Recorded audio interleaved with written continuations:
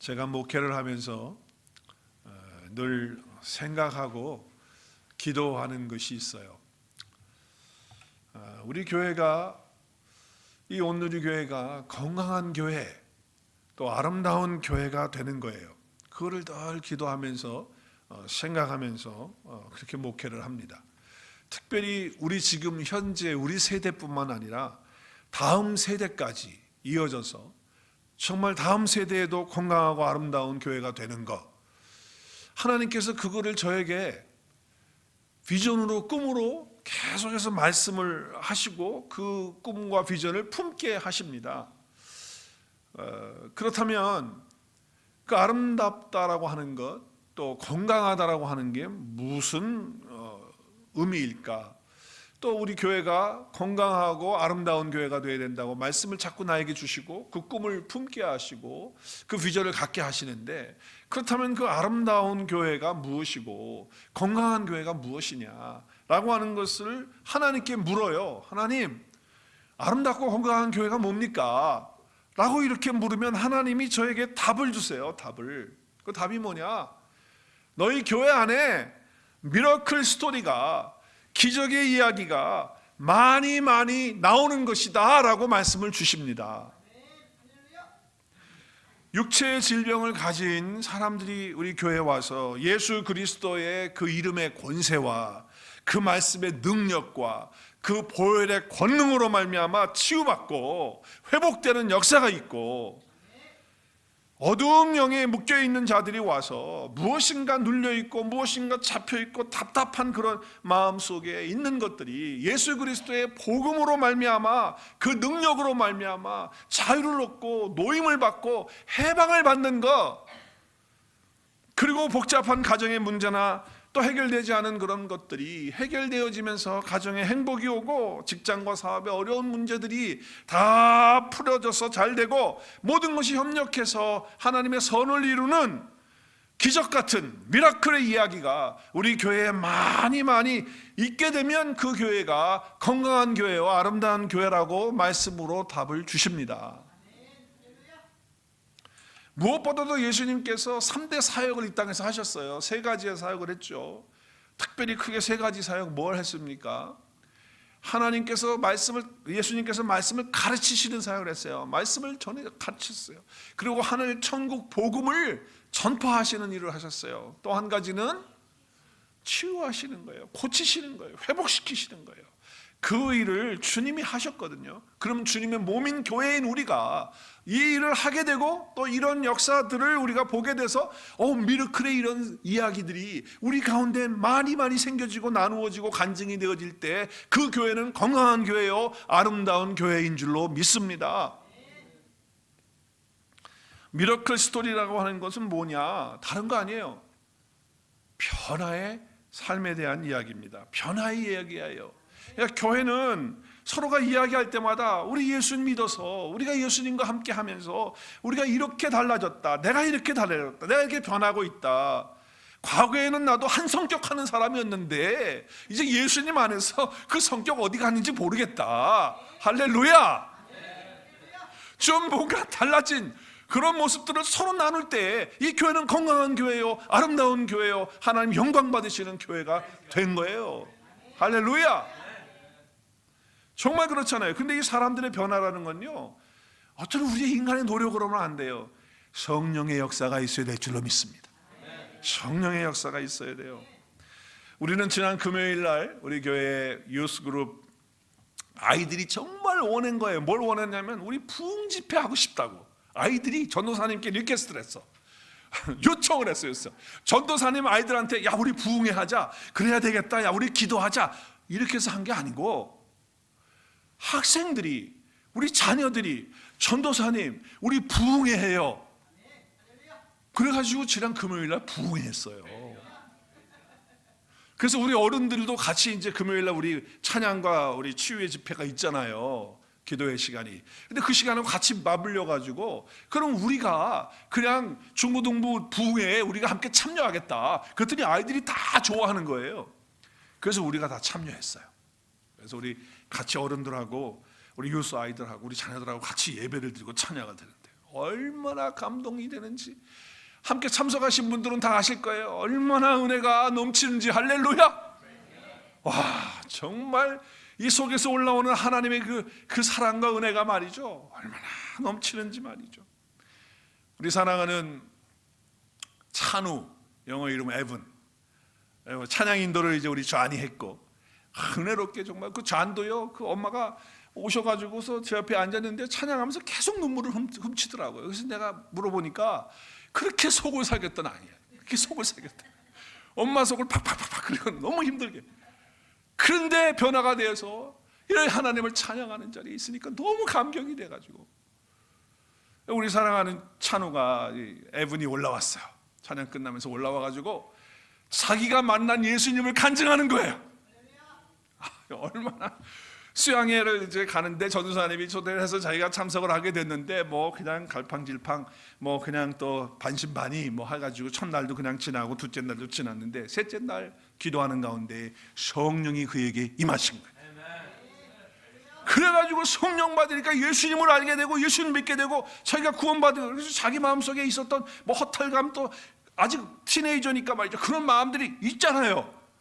그런데 그것이 싹 사라지니까 이사야서 61장, 예수님이 오시게 되면 그분이 하시는 일을 딱 화면에 띄우면서 그 말씀을 읽으면서 바로 성령이 임해서 자기에게 이런 자유를 줬다고, 이런 구원을 줬다고, 아이고 그렇게 간증을 하는데 제가 눈에서 눈물이 나는 거예요. 너무 감사한 거예요.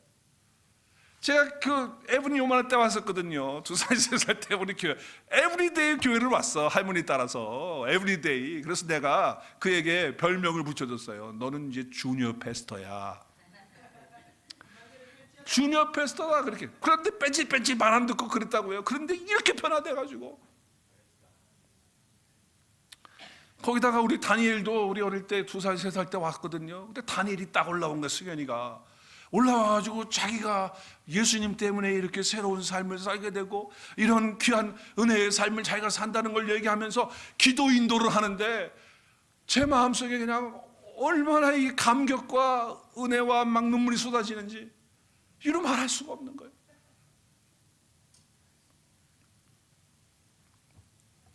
이 아이들의 변화되는 이런 기적 이야기, 이 미러클의 스토리가 아이들뿐만 아니라 우리 어른들에게도 날마다 일어날 것을 믿고 선포합니다. 할렐루야. 그런 교회가 건강한 교회가 되는 거고, 그런 교회가 아름다운 교회예요. 그런 교회가 하나님 영광 받으시는 교회 되는 거예요. 할렐루야. 아멘. 죄의 자리는요, 일단 모든 변화를 거부하는 게 죄의 자리예요. 우리가 새로워지고 변화되어지고, 이게 죄의 문제가 해결이 안 돼서 그러는 거예요. 자기가 편한 것, 자기가 원하는 것, 또 자기가 고집 피우는 어떤 고정관념들, 이런 것들이 꽉 잡혀있기 때문에 변화가 안 되는 거거든요. 변화를 거부하는 거예요. 그렇기 때문에 그 죄의 자리가 끝나야 돼요. 죄의 자리를 끝낼 수 있는 방법은 뭐냐? 예수 그리스도인 줄로 믿습니다. 복음인 줄로 믿습니다. 복음은 끝없이 우리를 바꾸시는 거거든요. 우리의 생각 바꾸고, 우리의 가치를 바꾸고, 우리의 행동을 바꾸고, 우리의 말을 바꾸고, 그게 복음의 능력이거든. 예수님 믿고 성령 받고 복음이 내 안에 오게 되면 새 생명이 들어오는 것이기 때문에 우리의 삶은 변화의 기적, 이 미라클의 스토리가 우리의 스토리가 될 수밖에 없다, 그 말입니다. 아멘. 지난 수요일 날 우리 새 생명의 삶을 공부해요. 우리 수요일마다 새 생명의 삶을 아침 10시에 우리 공부를 하는데, 공부를 마치고서 이제 우리 김영복 장로님 댁에 제가 이제 신방을 가겠다고 하니까 같이 공부하는 집사님 부부도 같이 가겠다고 하셔서, 그래서 이제 같이 신방을 가게 됐습니다. 근데 요즘에 수요 성경 공부, 새 생명의 삶, 정말 나도 은혜가 되지만은 함께 하시는 분들이 이야기하시는 게 그거예요. 수요일 날이 기다려진대. 다들 조용하세요. 억지로 끌려가지고 목사가 하자고 하니까 하는 게 아니고, 이게 기다려주고 빨리 좀 수요일 날 왔으면 좋겠고, 그리고 이 수요일 이 새생명의 삶의 공부 시간이 너무 좋다고, 너무 은혜롭다고 이렇게 얘기들을 하시는 거야. 그래서 나도 너무 기쁘고 좋은 거예요. 너무 감사하고. 그래서 그날도 복음의 말씀을 같이 나누면서 새 생명의 삶 그 교제를 같이 나누면서 은혜를 많이 받은 거예요. 나도 받고 우리 집사님 부부도 받고 그래서 신방을 간 거예요. 은혜 충만해서 간 거잖아요. 신방을 은혜 충만해서 가서 김영복 장로님 또 김경숙 군사님과 함께 예배했죠. 신방 예배를 같이 드리고 그러고 나서 이제 같이 기도하려고 하는데 우리 남자 집사님이 간증을 하시는 거야. 간증을. 근데 그 간증은 어떤 간증이냐? 자기가 작년에 한 2-5달 동안에 너무 힘들었대. 눌려가지고 너무 힘들어가지고서 무기력증이 왔답니다. 그걸 갖다가 누구한테 표현할 수도 없고 그런데 자기 속에는 그 무기력증이 와가지고 이게 모든 게 다 그냥 의욕이 없는 거야. 그리고 우울증이 막 자기에게 오고 공허함이 오고 너무나도 막 정말 일생 동안에 이렇게 힘든 그런 시간들이 없었는데 이렇게 힘든 그런 시간을 자기가 영적으로 이렇게 가신 거예요. 그러니까 이렇게 눌리는 어둠에 그렇게 눌리는 거예요. 그런데 말씀을 붙들고 말씀으로 승리해야 되겠다라고 하는 그 마음을 하나님이 주시니까 시편 23편의 말씀을 매일매일 그것도 뭐 하루에도 몇 번씩 했는지는 모르겠지만 하여튼 그분이 간증하시는 거예요. 매일매일 그 말씀을 읽고 암송하니까 암송하고 묵상을 했다는 거예요. 계속해서 그 말씀이 무슨 말씀이죠? 시편 23편이 시작 여호와는 나의 목자시니 내게 부족함이 없으리로다. 그가 나를 푸른 초장에 넣으시고 쉴 만한 물가로 인도하시고 내 영혼을 소생시키고 자기 이름을 위하여 여호와의 길로 인도하시는도다. 내가 사망의 음침한 골짜기를 다닐지라도 해를 두려워하지 않을 것은 주께서 나와 함께 하심이라. 주의 지팡이와 막대기가 나를 안위하시리라. 시작 주께서 내 원수의 목전에서 내게 상을 차려주시고 기름으로 내 머리에 부으셨으니 내 잔이 넘치나이다. 내 평생의 선하심과 인자하심이 반드시 나를 따르리니 내가 여호와의 집에 여호와가 나의 목자신데 내가 왜 이렇게 공허하고 이렇게 무력할 수가 있냐 말이지. 여호와는 나의 목자시다. 계속해서 부족함이 없다. 나는 주님이 다 해주셨다 말이야. 계속 말씀 묵상하는 가운데에 무기력증이 떠나가는 거예요. 할렐루야. 우울증이 떠나가는 거예요. 삶의 의욕이 없었던 게 떠나가는 거예요. 눈 녹듯이 다 녹아버렸다는 거예요. 그 간증을 하시는데 집사님 얼굴을 제가 이렇게 봤어요. 눈이 뻘겋어가지고 눈에서 눈물이 고여가지고 흐르시는 모습이 집사님 눈에 있더라고. 그러니까 주님의 이 말씀의 권능으로 자기가 이렇게 회복되고 치유되는 것을 지금 아파 계시는 지금 이제 회복하고 계시는 김 장로님께 간증을 하신 거예요. 할렐루야. 그러니까 김 장로님도 말씀을 묵상하고 말씀 붙들고 그렇게 하면 더 빨리 일어나셔서 교회 나와 예배하실 수 있다 그 말입니다. 이 어둠의 모든 증상들이 다 떠나가는 이 놀라운 은혜, 이런 미러클의 역사잖아요. 정말 이건 기적의 그런 이야기 아닙니까? 이런 이야기들을 우리가 만날 때마다 많이 다 이렇게 하는 교회가 되면 우리 교회는 건강한 교회, 부흥하는 교회, 주님 기뻐하시는 교회, 아름다운 교회인 줄로 믿습니다. 우리 그렇게 하십시다. 오늘 친교 시간부터 그렇게 하십시다. 아멘. 너무너무 감사합니다. 우리 한 해의 표가 뭡니까? 우리 교회 표가 믿음으로 살아가자 아닙니까? 믿음으로. 그래서 우리 5가지 밑에 있는 거 한 5주간 동안에 우리 쭉 했어요. 이제 오늘부터는 이제 매주일 야고보서 말씀을 이제 시리즈로 강의를 이제 하려고 준비를 하고 있습니다. 그래서 야고보서를 읽고 여러분이 공부하면 믿음으로 구원받는 게 아니라 꼭 마치 행위로 구원받는 것처럼 자꾸 야고보 선생님이 그렇게 얘기를 한단 말이에요. 그러다 보니까 이 로마서에 믿음으로 구원받는다는 말씀하고 이게 자꾸 상반이 되고 부딪히는 게 아니냐. 그래서 로마서와 야고보서는 이게 부닥치는 그런 서신이 아니냐 이렇게 생각하는데 그렇지 않아요.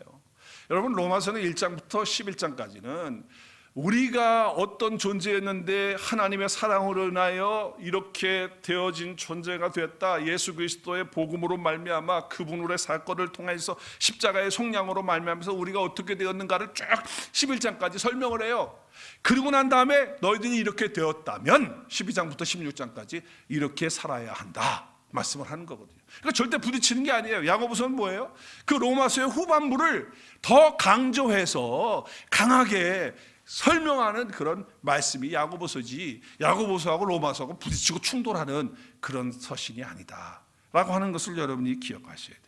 그래서 오늘 야고보서는 이제 우리가 믿음으로 사는 것에 대해서 조금 더 구체적으로 실제적으로 말씀을 하고 있기 때문에 우리가 야고보서를 가지고 믿음으로 살아가자라고 하는 것을 함께 나누기를 원하는 거예요. 그래서 우리 야고보서를 함께 이제 쭉 함께 말씀을 나누게 될 것입니다.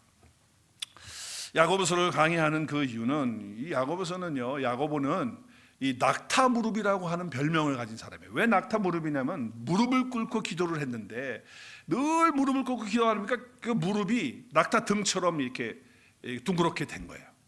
얼마나 기도를 많이 했으면. 그래서 야고보는 기도의 영성으로 이렇게 믿음의 삶을 살았던 그런 사람이죠. 그렇기 때문에 우리가 그가 어떻게 믿음으로 기도하면서 하나님의 놀라운 미라클의 이야기들을 그의 삶 속에서 살아가고 있는가 하는 것들을 함께 나누기를 원하는 것입니다. 자, 오늘 첫 번째로 오늘 1절 한 절만, 우리가 오늘 1절 한 절만 살펴봤어요. 1절 한 절. 다시 한번 1절 볼까요? 1절 보면 하나님과 주 예수 그리스도의 종된 야고보는 흩어져 있는 12지파에게 문안한다. 자, 그러면 야고보서의 저자는 누구라고 말하고 있어요? 야고보. 근데 야고보는요, 성경에 대표적으로 세 사람이 나와요. 야고보가 세 사람이. 그럼 그 세 사람 중에 누구냐라는 거예요. 누구? 세 사람 중에 누구예요? 자, 첫 번째 사람은 여러분 맞춰보세요. 첫 번째 사람은 예수님의 제자인데 세베대의 아들 야고보인데 그 야고보의 형제가 누구냐면 누구죠? 네? 예수님? 아니, 요한이죠. 요한. 네. 요한하고 누구예요? 요한하고 야고보는 형제지간인가요? 아이고, 맞아요? 틀려요? 네, 형제예요, 형제. 그러니까 요한의 형제 야고보. 아버지는 누구였냐? 세베대. 근데 예수님의 제자들 중에 야고보라고 하는 이름이 또 있어요. 그러니까 둘이 있으니까 헷갈리니까 아버지가 다르잖아요. 그러니까 아버지를 다른 아버지 이름을 대요, 앞에다가. 알페오의 아들 야고보. 그러니까 한 사람은 야고보인데 세베대의 아들 야고보고, 한 사람은 알페오의 아들 야고보예요. 그럼 이제 벌써 두 사람이 나온 거예요. 그러니까 한 사람은 야고보는 누구냐? 예수님의 동생이에요. 그러니까 예수님은 동정녀 마리아에게서 성령으로 잉태했지만은 그 이후에 요셉과 마리아와 정상적인 부부 관계를 통해서 낳는 자녀들이 있었단 말이에요. 그 자녀들은 다 예수님의 동생들이잖아요. 누이도 있었고 남동생도 있었어요. 여동생도 있고. 성경에 보면 그 중에 한 사람이 누구냐면 야고보예요. 그러니까 예수님의 동생 야고보. 그러면 이 야고보 저자는 누구일까? 야고보서를 누가 썼을까? 1번 세베대의 아들 야고보, 2번 알페오의 아들 야고보, 3번 예수님의 동생 야고보. 찍으세요. 시작. 예수님의 동생 야고보가 이걸 기록했다고, 야고보를 기록했다고 2000년 역사 가운데, 교회사 가운데 누구도 부정하지 않습니다. 거의 다 야고보가 예수님의 동생이 기록했다고 그렇게 인정하고 있습니다. 자, 근데 이 야고보는요, 성격이 보통 성격이 아니에요. 아주 강한 성격, 자기 주장 강하고요. 그리고 고정관념 속에서 살던 그런 사람이에요. 왜 그걸 알 수 있냐면은 야고보서가 5장으로 되어 있는데, 여러분 제가 그 컴퓨터로 제 성경 프로그램을 이렇게 보면, 찾아보면 야고보서가 몇 절까지 있나, 이렇게 몇 절로 되어 있나 그러면 나와요. 108절로 되어 있더라고요. 5장인데. 근데 그 108절 가운데 명령문이 몇 개인가 보니까 54개가 명령문이에요. 와, 그러니까 108절 중에서 54개가 명령이니까 두 절마다 한 번씩 명령하는 거야. 아, 이거 정말, 여러분 사람이 말이죠, 이렇게 누가 뭐 자꾸 하라고 이렇게 하면요, 어때요 여러분? 그 사람 좋아요? 그 쉽지 않아요. 그러니까 그 사람 성격이 나오는 거야. 보통 사람이 아닌 거예요. 바울 이상인 것 같아. 야고보도, 이 동생 야고보도. 왜 그런 사람 있잖아요. 누구를 보든지 간에 딱 보면 명령부터 하는 사람이 있어요. 장남 기질이, 이제 저 같은 경우도 이제 그런 기질이 좀 있다고 집사람이 자꾸 얘기를 하는데, 당신 이거 해라 저거 해라, 그런 사람 딱 보면요, 생각만 해도 숨이 막히지 않습니까 여러분? 누가 그런 사람 좋아하겠어요? 자기 자녀도 그런 사람은 도망가요. 그런데 야고보 서신을 쓰면서 지금 흩어져 있는 12지파, 디아스포라죠. 그들에게 하나님의 말씀을 전하면서 108절 중에서 54절을 명령을 하고 있다 그 말이에요. 그런데 야고보를 성도들이 존경하고 좋아한다는 거예요. 왜 그랬을까? 왜 그랬을까? 무엇 때문에 그럴까? 그거는 다른 게 아니에요. 다른 사람에게 엄격하기 이전에 자기 자신에게 먼저 엄격한 거예요. 자기 자신에게 엄격한. 자기는 안 하면서 남한테 명령한다? 뭘 시킨다? 그럼 뭐라고 그러지 요즘 사람들이? 뭐라고 그러죠? 너나 잘해 그러죠. 말로 하든지 아니면 속으로 하든지. 너나 잘하쇼. 너나 잘하쇼. 그렇게 얘기한다고요. 그런데 자기 스스로가 먼저 다 하는 거예요. 다 살아 그대로. 믿음으로 살고 그대로 다 해. 그리고 너희도 이렇게 하라. 그러면 어떻게 해요? 그 사람 존경해요? 두려운 마음도 있죠. 무섭죠. 왜냐면 철저하게 지키면서 우리가 명령하니까 무서운 것도 있지만 그런 사람을 존경하게끔 돼 있는 거예요. 그러니까 야고보는 그렇게 존경을 받았던 사람이라는 거죠. 여러분 초대교회에 그 존경받은 사람은 이제 수제자였던 베드로도 존경을 받고 그 다음에 사람이 야고보예요. 예수님의 동생 야고보. 그리고 마리아, 어머니 마리아가 존경을 받았던 걸로 기록이 되어져 있어요. 그러니까 그만큼 초대교회 성도들은 이 야고보를 존경하는 그런 사람이었다는 거예요. 왜냐하면 자기가 말하면서 명령하면서 자기가 먼저 다 행하는 사람이었기 때문에 그렇기 때문에 존경을 받는 사람이었다라고 하는 거예요. 앞으로 이제 야고보서에 나오는 많은 행동들에 대한 것, 도덕적이고 윤리적인 것들에 대한 것, 실제적인 생활에 대한 어떤 이런 부분들을 야고보는 다 언급을 하거든요. 우리 신앙과 연결해서. 근데 그거를 자기가 믿음으로 다 그렇게 살면서 명령을 하기 때문에 야고보서를 읽는 분들이 존경을 하면서 읽는 거예요. 엄격한 사람이 감동적인 사람이 될 수밖에 없는 이유는 바로 그런 것 때문에 그렇다. 자기는 엄격합니다. 그런데 이 야고보는요, 원래 예수님 믿기가 쉬운 사람이 아니었어요. 어려운 사람이에요. 왜 그러냐 하면 몇 가지를 한번 주보를 좀 보시면 몇 가지가 있어요. 몇 가지가 있는데 왜 어려운 사람이냐면 첫 번째로 환경적으로 믿기가 어려운 사람이에요. 환경적으로. 왜 환경적으로 어려우냐면 예수님의 동생이거든요. 그러면 예수님하고 같이 자랐어요? 같은 집에서 살았어요? 안 살았어요? 같은 집에서 어린 시절부터 형 하면서 따라다니면서 있었던 사람이에요. 형이에요. 그런데 갑자기 형이 크더니 나와가지고 내가 하나님이야. 내가 하나님의 아들이야. 내가 메시아야. 내가 구원자야. 그러면 그걸 그대로 동생이 맞네. 우리 형 맞네. 그렇게 될 것 같아요, 여러분? 그게 쉬운 일 아니에요. 그래서 주님이 뭐라 그랬어요? 선지자가 자기 고향에서는 뭘 받지 못해요? 환영을 받지 못한다. 주님도 말씀을 하셔서 나사렛 동네에 가서 복음을 전할 때 환영 못 받았어요. 그리고 하나님이 주님께서 그 놀라운 일들을 행하지도 않으셨어요. 왜 그래요? 어려서부터 나사렛에서 예수님 잘하던데 그 동네 사람들이 다 알아. 예수, 그 목수 아들, 걔 내가 알지. 뭐 걔가 메시아라고? 무슨 소리야? 안 믿어지죠.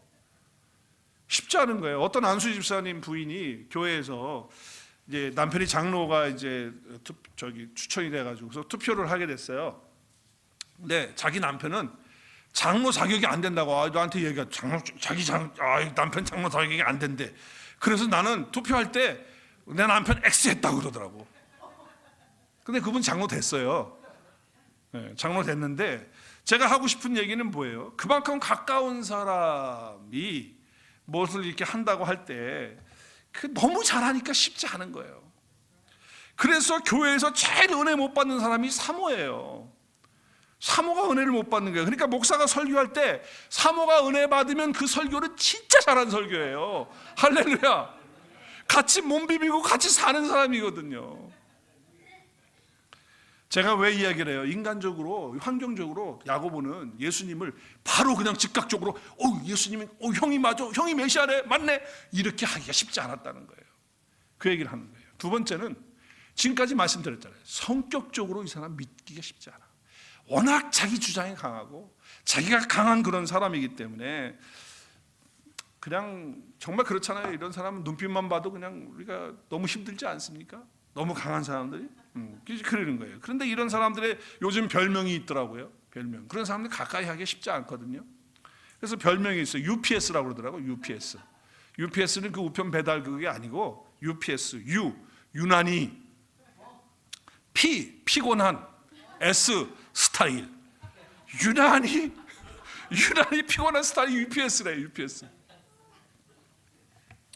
그러니까 넘어갈 것도 못 넘어가고 대충 다 넘어가지 그것도 안 넘기는 거야. 그러니까 옆에 있는 사람이 피곤하잖아요. 그런 성격이었어요. 세 번째는 이 사람이 종교적으로 완전 유대인이거든요. 어머니 아버지로부터 그잖아요. 유대인이기 때문에 율법을 철저하게 지키고 율법을 따라 사는데 예수님이 나타나셔가지고 율법에 반하는 얘기를 하는 거예요. 안식일을 지켜야 되는데 안식일날 뭐 그런 것도 안 하고, 그리고 율법에 대해서 얘기하고 또 율법을 가르치는 사람들을 향하여 막 비난하고 막 그 사람들을 바르게 잡는 막 메시지를 하고 하니까, 그래가지고서 율법주의자들과 그 종교 지도자들이 그냥 예수님을 공격하고, 그러니까 예수님을 어떻게든지 집에 앉혀놓으려고 엄마하고 다니면서 예수님 잡으러 다니잖아.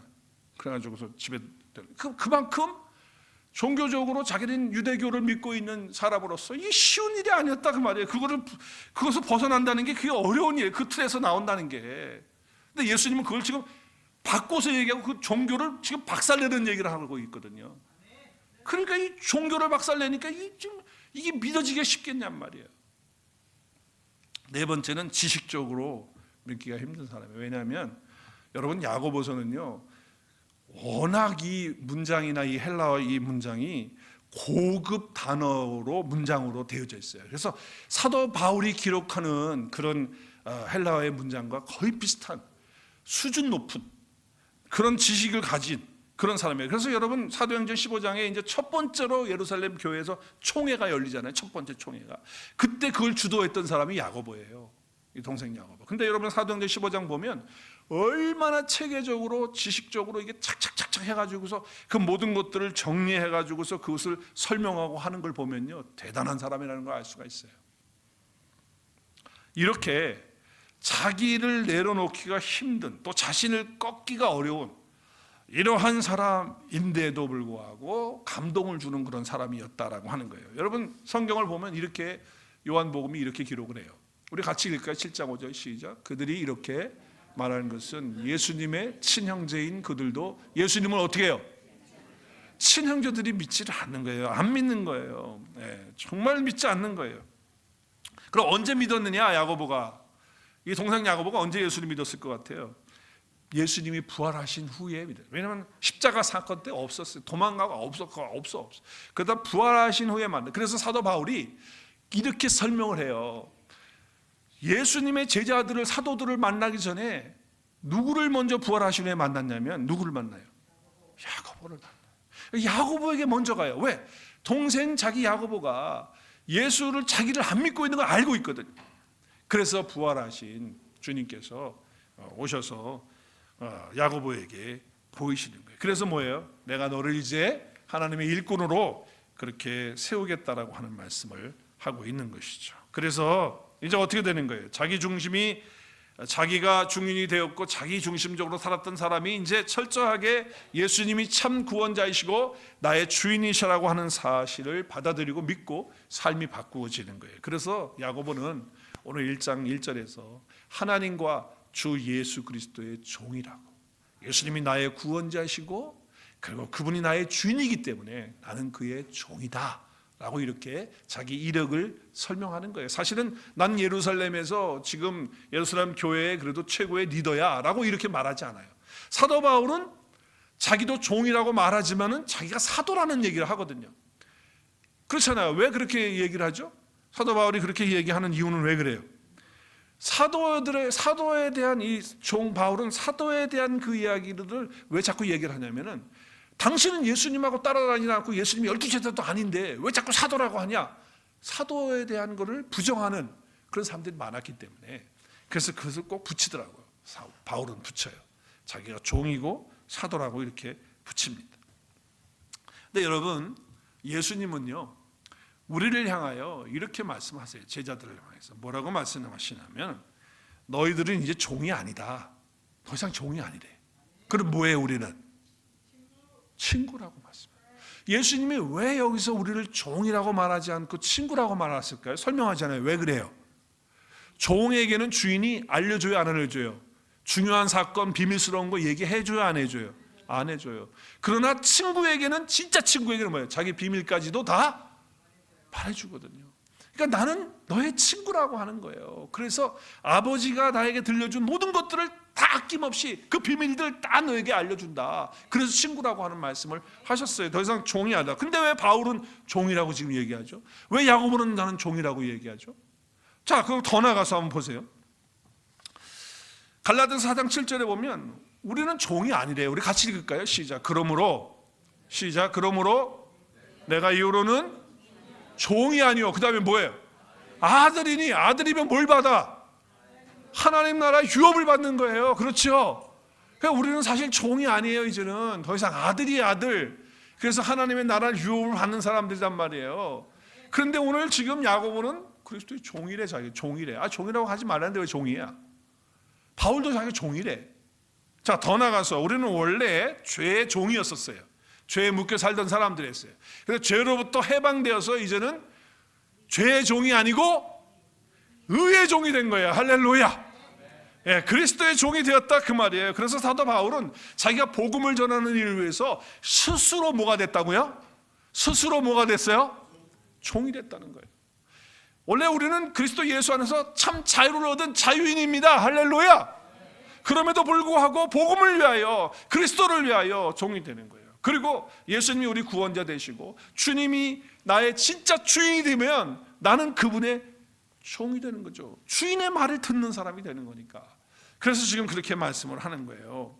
그래서 야고보서는 자기를 소개하면서 야고보에서 자기 신앙의 이력서를 쓸 때에 뭐라고 쓴다고요? 나는 주님의 종이다, 그리스도의 종이다 라고 이렇게 쓰는 거예요. 야고보는 참 예수님 믿기가 쉽지 않은 그런 사람이었는데 자기의 신앙의 이력을 쓰면서 내가 예수를 나의 구원자로 하나님으로 믿고 그리고 주인으로 내가 받아들였기 때문에 이제는 더 이상 내가 내 삶의 주인이 아니라 누가 주인이시다? 예수님이 나의 주인이시다. 이 고백을 하는 것입니다. 우리 그래서 야고보의 이력을 보면 그렇다는 거예요. 우리 한번 같이 읽을까요? 시작. 자기 신앙 이력이 있어서 자신 있게 주 예수 그리스도의 종이라고 새길 수 있는 사람은 어떤 사람? 행복한 사람입니다. 가장 피곤한 사람이 뭐냐? 자기가 높아지려고 하는 사람이에요. 자기가 주인 되려고 하면 얼마나 피곤한지 몰라. 조금이라도 자기를 나타내고 싶고 알리고 싶고 막 이렇게 하면 할수록 피곤해지는 거 아닌가? 우리가 너무 잘 알잖아요. 그러나 내가 낮아져서 주님이 나의 주인 되시는 그런 삶을 살 수 있다면 철저하게 주님을 주인으로 모신 종된 자로서 나의 생각, 나의 주장 이런 걸 내세우려고 하지 마시고 내 이성 따지고서 뭘 하려고 하지 마시고 주님이 말씀하시는 대로 주님이 시키시는 대로 철저하게 나 자신이 주님의 종으로서의 그런 순종의 삶을 통해서 행복과 기쁨과 감격을 누리실 수 있기를 주의 이름으로 축복합니다. 네, 우리 주님이 나의 주인이 되셨어요. 주인이 되셨단 말이에요. 나의 삶을 주께 내려놓고 주께 맡기고 영적으로 그 능력과 그 행복을 갖는 저와 여러분 모두가 되실 수 있기를 주의 이름으로 축복합니다.